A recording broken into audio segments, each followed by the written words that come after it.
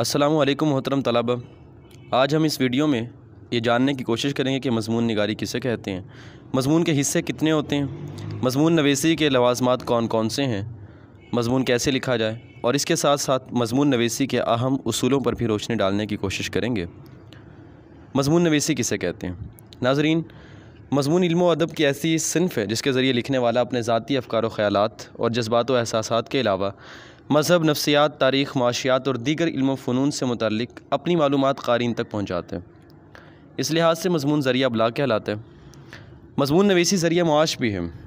اس وقت دنیا کے اکثر ادیبوں اور نثر نگاروں نے تحریر و تصنیف کو بطور ایک پیشے کے اپنا رکھا ہے۔ مغربی ممالک میں شرح خواندگی زیادہ ہے، لوگوں میں مطالعے کا شوق بھی ہے۔ زیادہ تر لوگ کتابیں خرید کر پڑھتے ہیں، اس لیے کتاب لاکھوں کی تعداد میں چھپتی ہے۔ چنانچہ مصنف کو نہایت معقول معاوضہ ملتا ہے، مگر ہمارے ملک میں کتابوں کی اشاعت نسبتاً کم ہے، اس لیے ہمارے ہاں لکھنے والوں کو ان کی تحریروں کا معاوضہ اول تو ملتا نہیں، اور اگر کہیں سے ملتا ہے تو برائے نام سا۔ تاہم پاکستان میں بھی متعدد لکھنے والوں کا ذریعہ معاش تحریر و تصنیف اور مضمون نویسی ہے۔ اس کے علاوہ مضمون ایک معلوماتی تحریر ہوتی ہے۔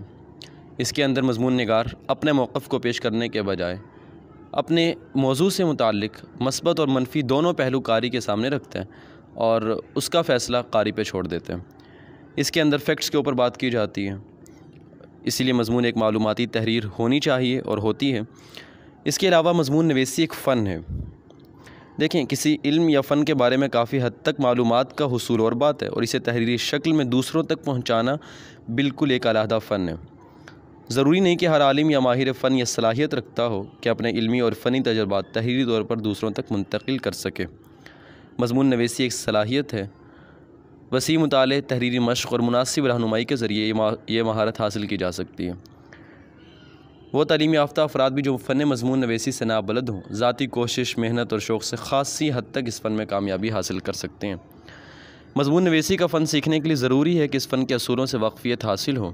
اگر آپ ایک کامیاب مضمون نگار یا مصنف بننا چاہتے ہیں تو مندرجہ ذیل امور پر خصوصی توجہ دیں۔ اگر آپ طالب علم ہیں تو آپ کا مضمون نویسی کے ساتھ پرچوں کے اندر بھی کافی تعلق رہتا ہے۔ اگر آپ اپنے پرچوں کے اندر، اپنے پیپرز کے اندر اچھے نمبرز حاصل کرنا چاہتے ہیں تو مندرجہ ذیل لوازمات اور جو اصول ہیں ان کے اوپر توجہ دیں اور ان کی مشق کریں۔ تو ہم دیکھتے ہیں مضمون کے حصے کتنے ہیں۔ عموماً ایک اچھا مضمون 3 حصوں پر مشتمل ہوتا ہے، جس کے اندر ہمارے پاس سب سے پہلے تمہید، اس کے بعد نفس مضمون اور آخر میں خاتمہ آتا ہے۔ تمہید کیا ہے؟ اس حصے میں مضمون کا آغاز کیا جاتا ہے۔ تمہید چند تعارفی جملوں پر مشتمل ہوتی ہے۔ اگر مضمون طویل ہو تو تمہید 2 یا 3 پیراگراف کی بھی ہو سکتی ہے۔ اس کے بعد ہمارے پاس نفس مضمون آتا ہے۔ اس کے اندر جملہ خیالات اور معلومات وغیرہ پیش کی جاتی ہیں۔ یہ حصہ نسبتاً طویل ہوتا ہے۔ نفس مضمون یا معلومات و خیالات میں ایک فطری ترتیب قائم کرنا ضروری ہوتی ہے کہ جو باتیں آپ نے لکھنی ہیں ان باتوں کے اندر ایک ترتیب ہو، آپ کو پتہ ہو کہ پہلے کیا بات کرنی ہے، اس کے بعد کون سی دلیل پیش کرنی ہے اور اس کے بعد کس واقعے کا ذکر کرنا ہے۔ اسی طرح سب سے آخر میں ہمارے پاس خاتمہ آتا ہے، جسے ہم اختتامیہ بھی کہتے ہیں۔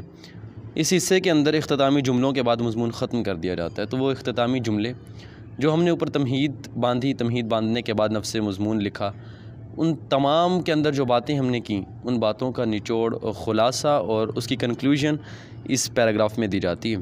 اس طرح ہمارے مضمون کے حصے مکمل ہوتے ہیں، اور اچھا مضمون لکھنے کے لیے مضمون نویسی کے چند لوازمات ہیں۔ اگر ان کے اوپر غور کر لیا جائے تو مضمون نویسی نہایت معقول اور بہت اچھی بھی ہو سکتی ہے۔ اس کے اندر کائنات کا مشاہدہ۔ دیکھیں، مضمون نگار کے لیے حیات و کائنات اور اس کی بے کراں وسعتوں میں پھیلی ہوئی بے شمار موجودات کا گہرا مشاہدہ کرنا ضروری ہے۔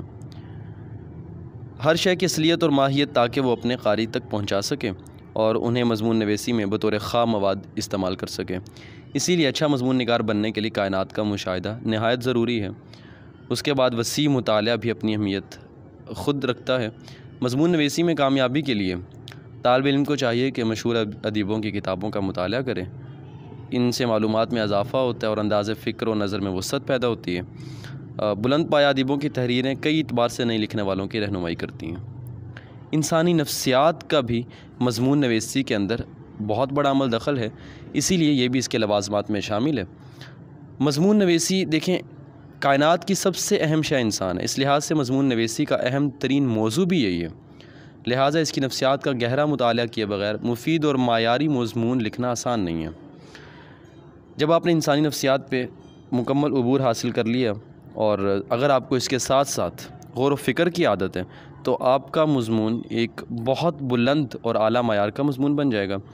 دیکھیں، غور و فکر کے اندر کیا ہے، ایک مضمون نگار اپنے مضمون کے اندر کچھ سوالات اٹھاتا ہے، غور و فکر کرنے کے بعد ہی وہ سوالات اٹھتے ہیں، جیسے کہ مختلف واقعات کے اسباب کیا ہوتے ہیں، ان کی وقوع پذیری میں کون سے عناصر کام کرتے ہیں، مسائل کیوں کر حل کیے جا سکتے ہیں۔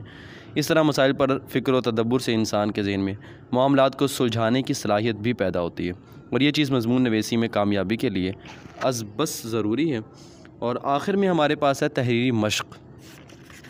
یہ نہایت ہی اہم جزو ہے جو مضمون نگاری میں کامیابی کے لیے اپنا رول پلے کرتا ہے۔ تحریری مشق کے بغیر وسیع مطالعہ اور کائنات کا گہرا مشاہدہ بھی بیکار ثابت ہو جاتا ہے، کیونکہ جب تک کوئی شخص اپنی معلومات کو الفاظ کا مناسب جامہ نہ پہنا سکے، دوسروں کے لیے اس کا علم کسی افادیت کا باعث نہیں ہو سکتا۔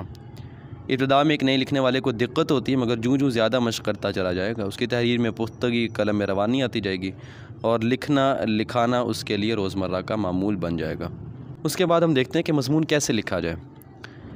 اگر آپ امتحانی حوالے سے بھی دیکھیں، کمرہ امتحان کے اندر جب آپ جاتے ہیں، آپ کو آپ کے پرچے کے اندر 4 یا 3 موضوع دیے جاتے ہیں جس میں سے آپ نے انتخاب کرنا ہوتا ہے۔ تو سب سے پہلا کام ہے اچھا مضمون لکھنے کے لیے عنوان کا انتخاب۔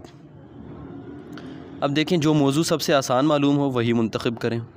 بعض اوقات کوئی عنوان بظاہر آسان معلوم ہوتا ہے، لیکن جب اس پر لکھنا شروع کیا جاتا ہے تو معلومات کی کمی اور موضوع کی پیچیدگی کا احساس ہوتا ہے۔ لہٰذا منتخب عنوان پر قلم اٹھانے سے قبل 2-3 منٹ اس پر غور کر لیں کہ آپ اسے کس طرح نبھا سکتے ہیں، اور اس موضوع پر لکھنے کے لیے آپ کے پاس کون کون سی باتیں ہیں، کون کون سے واقعات ہیں، تو چیزیں آپ کے لیے آسان ہوتی جائیں گی۔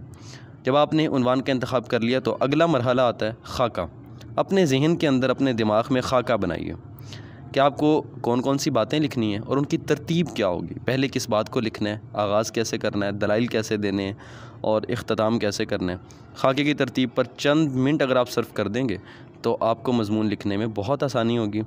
جب آپ نے خاکہ بنا لیا تو اسی خاکے کے اہم نکات آپ نے کسی رف شیٹ پہ لکھ لینے ہیں، اور اس کے ساتھ ملتے جلتے جو اشعار، حوالہ جات آپ لکھنا چاہتے ہیں ان کو بھی لکھ لیں، کیونکہ لکھتے وقت وہ چیزیں ذہن سے غائب ہو جاتی ہیں اور انسان کو پھر بعد میں مشکل کا احساس ہوتا ہے۔ جب یہ سب چیزیں ہو گئیں تو اس کے بعد اب ہمارا پریکٹیکل کام شروع ہوتا ہے۔ اس کے اندر آپ نے کیا کرنا ہے کہ آپ نے ابتدا کرنی ہے، آپ نے اپنے مضمون کی ابتدا کرنی ہے۔ ابتدا اتنی دلچسپ ہونی چاہیے کہ پڑھنے والے کو آپ اپنی تحریر کے ذریعے جکڑ لیں۔ آغاز میں قدر افسانوی انداز بھی اختیار کر سکتے ہیں آپ، تمہید جس کے ساتھ خوشگن بن جاتی ہے، اور اس کے علاوہ آپ کسی شعر کے ساتھ کسی حوالے کے ذریعے بھی اپنا ابتدا کر سکتے ہیں۔ اور تمہید کے ابتدائی 1-2 پیراگرافوں کے بعد اصل موضوع کی طرف آپ نے آنا ہے، اصل متن کی طرف آنا ہے، اور جو ذخیرہ معلومات آپ کے پاس موجود ہیں ان کو آپ نے ایک احسن انداز میں پیش کرنے کی کوشش کرنی ہے، اور کوشش کرنی جتنے بھی آپ پیراگراف بنائیں، پیراگراف کا تسلسل، آپس کے اندر ان کا ربط ہونا بہت ضروری ہے، تاکہ آپ کی جو تحریر ہے وہ بے ربط اور پھیکی سی معلوم نہ ہو۔ تو یہ اس کے لیے بہت ضروری چیز، اور اس کے ساتھ ساتھ انداز بیان، آپ کا اپنا اسلوب ہونا چاہیے، اپنے انداز میں لکھیں، کسی کو کاپی کرنے کی کوشش بالکل مت کریں۔ معروف مفکر تھے اور ان کا ابن خلدون کا کہنا ہے کہ الفاظ پیالہ ہے اور معنی پانی۔ اگر آپ پانی کو مٹی کے پیالے میں رکھیں گے تو اس کی قدر و قیمت وہ نہیں ہوگی جو سونے کے پیالے میں رکھنے سے ہوتی ہے۔ بعض اوقات خیالات کی بلندی اور معلومات کی وسعت کے باوجود اسلوب کی خشکی اور بے کیفی مضمون کو بے لطف بنا دیتی ہے۔ تو آپ کو یہاں پہ کرنا یہ ہے کہ چند باتوں کا خیال رکھنا ہے جس سے آپ کا مضمون بے لطف نہیں بنے گا۔ اس ضمن میں آپ یہ کر سکتے ہیں کہ آپ کے جملے مختصر اور سادہ ہوں، طویل فقروں، پیچیدہ انداز بیان سے اجتناب کریں، اور لمبی چوڑی تراکیب سے بھی گریز کریں، اور اس کے ساتھ ساتھ کسی ایک لفظ کو مضمون میں بار بار نہ دہرائیے۔ اسی طرح کسی ایک جملے یا ایک مفہوم کو ہو بہو 2 بار یا 6 بار یا بار بار استعمال کرنے سے حد الوسع گریز کریں۔ جہاں تک ممکن ہو لوکل زبانوں کا استعمال نہ کریں۔ انگریزی کے وہ الفاظ جو عام طور پر رائج ہو چکے ہیں ان کا استعمال کرنے میں کوئی حرج نہیں ہے۔ انگریزی ناموں کے سامنے انگریزی رسم الخط میں بھی نام لکھ دیجیے تاکہ ان کا املا واضح ہو جائے۔ صحت زبان کا خاص خیال رکھیں، غلط اشعار یا غلط اقوال درج کرنے کے بجائے انہیں نہ لکھنا زیادہ بہتر ہے۔ اور جب آپ کا مکمل ہو چکا مضمون تو آخر میں اسے 1-2 دفعہ پڑھ لیجیے، اس میں حسب ضرورت ترمیم اور تنسیخ کر لیجیے۔ اگر آپ پیپر میں لکھ رہے ہیں تو کوشش کریں کہ ریموور کا استعمال نہ کریں، سوچ سمجھ کے پہلے لکھیں تاکہ غلطی کم سے کم ہو۔ اور آخر میں چند اہم اصول ہیں، ہم ان کے اوپر دیکھ لیتے ہیں کہ پیراگراف کی لمبائی مناسب رکھیں، پیراگراف زیادہ لمبے نہ ہوں اور بعض پیراگراف بہت چھوٹے نہ ہوں، اس سے آپ کا مضمون بہت ہی عجیب محسوس ہوتا ہے۔ اور اس کے ساتھ ساتھ مضمون کے اندر ہیڈنگ بنانے سے گریز کریں، کبھی ہیڈنگ نہ بنائیں۔ مضمون کے پیراگراف کے درمیان ربط بہت ضروری، پہلے ہم نے بات کی۔ اس کے ساتھ ساتھ غیر متعلقہ مواد سے اجتناب برتیں۔ بچے کیا کرتے ہیں کہ اپنا پیپر لینتھی کرنے کے لیے وہ جو شعر یاد آتا ہے اس کو لکھ لیتے ہیں، جو حوالہ یاد آتا ہے وہ لکھ لیتے ہیں، حالانکہ وہ اس موضوع کے متعلق ہی نہیں ہوتا۔ تو کوشش یہ کریں کہ غیر متعلقہ مواد سے اجتناب برتیں۔